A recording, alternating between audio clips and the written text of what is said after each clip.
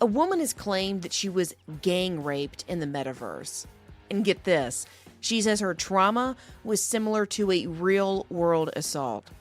You heard that right.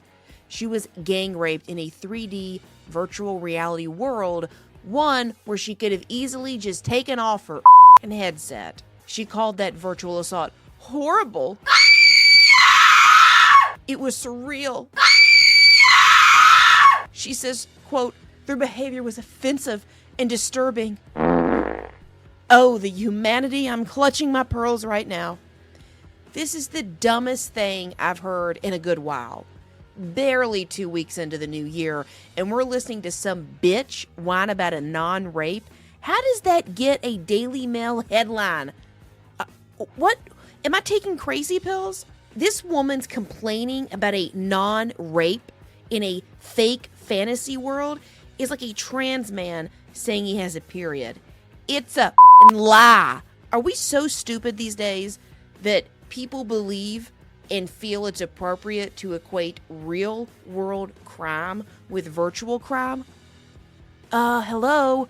Virtual rape is not the same as rape. Hence that little word, virtual. This woman must be some deranged, psychopathic, insensitive, self-made victim dip, and she needs to grow up fast. That woman, her name is Nina Patel, and she's a psychotherapist and startup co-founder, so you'd think she'd know the metaverse isn't real. Who the does she think she is? And the bigger question, why not just take the VR headset off? Sure, you say the virtual rapist yelled that you liked it, but my God, if you're in a fantasy virtual world and you stay plugged into it while you're getting gang raped, I can only assume that you too like it. Maybe that's your fetish or your kink or something. I don't know. But good Lord, just take it off if you don't want to get virtually gang raped. That's an out that a rape victim in reality doesn't have. A woman that's been raped in the real world can't just stop it. She's at her assailant's mercy. Rape victims just hope that they're going to survive the horrific incident and not get murdered after their assault. But this little wants to endure a virtual rape and then feign sisterhood with other rape victims? I think not. Any woman or man that's been a victim of rape should be offended by Nina and tell her to stick it up her fat, privileged white ass. I can't think of anything more cliche that show would love to do than have some episode convincing everyone that virtual rape is actually as bad as rape. Just like trans men can't have periods and don't need tampons, virtual rape victims don't have to experience a rape kit. That's right, because no body fluids were exchanged. They don't have to go through an agonizing exam and have their body poked and prodded.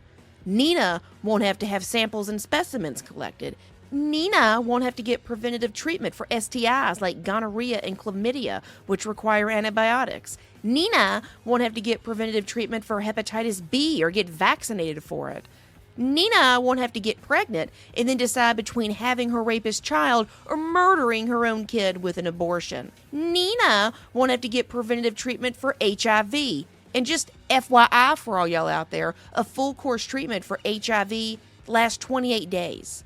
But no, Nina was offended in the metaverse, and her trauma is the same as worrying about STIs, getting AIDS, being scraped from the inside out, and you just don't understand. Oh, and let's not forget a rape victim then gets to file a police report and have her personal history, sexual or otherwise, combed through. Because in this country, cops treat a sexually active woman like someone that deserves to be raped. And then there's that great grand question that swirls around every rape victim. What were you wearing when the man raped you? Because a short skirt is another way to just discount a rape accusation. Then there's the trial and testifying and sentencing and worrying about when this creep is going to get out and he'll track you down. But oh no, virtual rape where your identity is anonymous. The crime isn't real. You weren't violated. There's no police report, no trial, no diseases to suffer from. Now that's exactly the same as a rape in reality. As Uncle Joey from Full House would say, cut it out. Get out of here. And think this is just some one-off thing? Oh no, it looking like it's going to be some sort of trend. A 16-year-old girl in Britain recently was assaulted in virtual reality, and she called the cops. No joke. Kids think that fake crime in video games warrants the police. Anywho, Nina thought this was great, saying, quote, "The girl who reported her attack to the police is very brave. She is on a new frontier." Brave? New frontier?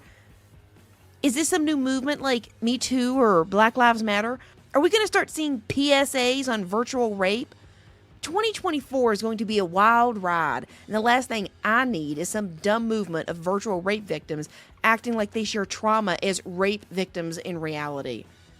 Word to women, no one cares. And you know what? When you get assaulted virtually and claim victimhood, you look like a friggin' moron. It's dipshits like you that keep the glass ceiling in place, that prevent more women from getting elected, that give the rest of us a bad name. No man will ever see a woman of equal intelligence when she is too stupid to take off her VR headset during a gang rape. The only thing I have to say to Nina regarding her virtual rape allegation is this. Don't want to sound like a dick or nothing, but it says on your chart that you're f***ed up. You talk like a fag, and your shit's all retarded.